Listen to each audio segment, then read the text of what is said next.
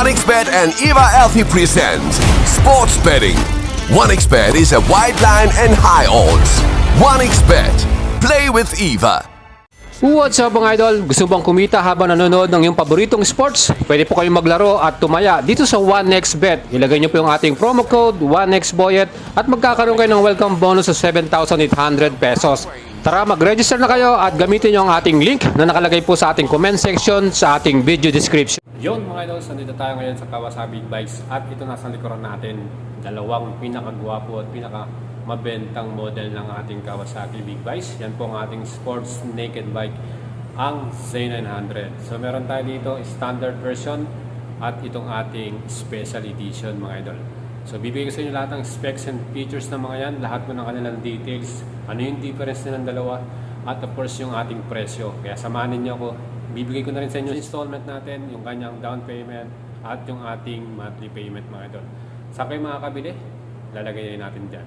So yan po mga ang ating video para sa inyo at sigurado kung magugustuhan nyo itong ating sports naked big bike na to. Kaya samahan niyo ako.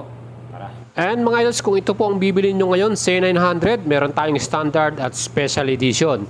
Para sa ating special edition, ang color na yan ay metallic spark black and metallic gray with candy lime green. Para naman sa ating standard version, metallic phantom silver at metallic carbon gray. Yan po yung kanilang color difference. Tig-isang kulay lang po ito para sa ating 2023 model. At itong ating very aggressive Zugami styling. Talagang super astig at angas ng kanyang formahan mga idol. Reliable trellis high tensile steel frame. Talaga naman po, solid na solid. Ang ating makina, 948cc, inline 4, 16 valves, double overhead camshaft, 6-speed transmission at Euro 5 compliant. At equip po ito ng assist and slipper clutch. With maximum power 123.6 HP at 9,000 RPM at maximum torque 98.6 Nm. Ganong kalakas yan. Bore by stroke 73.4 by 56 at compression ratio 11.8 by 1. Well mga idols, ito pong ating 0 to 100 km per hour. Kaya niyang tumakbo ng 3.7 seconds. Ganyan siya kabilis. At ang ating top speed 260 km per hour. Kaya talagang hindi ka nakukulangin dito mga idols. Sulit na sulit ka na sa model na to. Ang ating front suspension para sa special edition, gold color na Showa brand, separate function fork, big piston inverted forks. Yan po ay rebound at preload adjustable at ang kanyang travel ay 120 mm travel. Well, para naman sa ating standard version, black color naman yung ating Showa na inverted forks na to. Same din yan, 120 mm ang travel at adjustable rebound at preload. At para naman sa ating rear suspension, ang ating special edition naka Öhlins S46 gas charge at meron niyang rebound damping at spring preload adjustable, 140 mm ang travel niyan mga idols. And for our standard version, meron tayong horizontal backlink, Showa brand naman ito mga idols. Same din yan, may damping at preload adjustable at ang travel din nito ay 140 mm. So yung difference nila mga idols sa components, masasabi natin mas premium ang ating special edition. Of course, sa ating namang braking power, para sa ating special edition, ang ating harapan na brake, naka-dual semi-floating Brembo disc 300 mm ang sukat, Brembo radial mounted M4x32 monoblock yan o post 4 piston with anti-lock braking system. Same din sa ating standard version. Ang ating nakalagay naman dyan ay Nissin caliper radial mounted o post 4 piston with ABS din. So ito po naka-pedal style yung ating disc para sa ating standard version. Well, para naman sa ating special edition, ang ating rear brake ay naka-Nissin caliper na single piston. 250 mm ang kanyang sukat at yan po ay round disc para sa ating special edition version mga idol. At para naman sa ating standard version, same din yan, 250 mm, pedal style din to with Nissin caliper at one piston po to. Equipped na rin to ng ating anti-lock braking system. And para naman sa ating mga tires, same lang po ang ginamit nila dito. Ang sukat niyan 120/70 by 17 Dunlop Sportsmax Road Sport 2. Ayan po yung brand na ginamit natin para dito sa Z900 Standard at Special Edition. Sukat naman sa likuran 180/55 by 17. So same lang po ito para sa ating Standard at Special Edition version mga idol. Walang pinagkaiba ng kanilang brand ng ating gulong. Well, itong ating Z900, pagdating sa wheelbase, ang sukat niyan 1,455 mm. Kaya talagang saktong-sakto to. Hindi siya sobrang laki para sa ating big bike na to. Well, para naman sa ating sukat ng ground clearance, 145mm ang sukat niyan. Same lang sila sa ating version na standard at special edition. Ang ating namang upuan mga idols, split type yung ating seat. At ang sukat naman ito 820mm. So mga idols, sinubukan ko itong ating special edition. Yan po, ang height ko po ay 5'6". Makikita nyo mga idols, pag tinanggal ko na yung ating side stand, yan.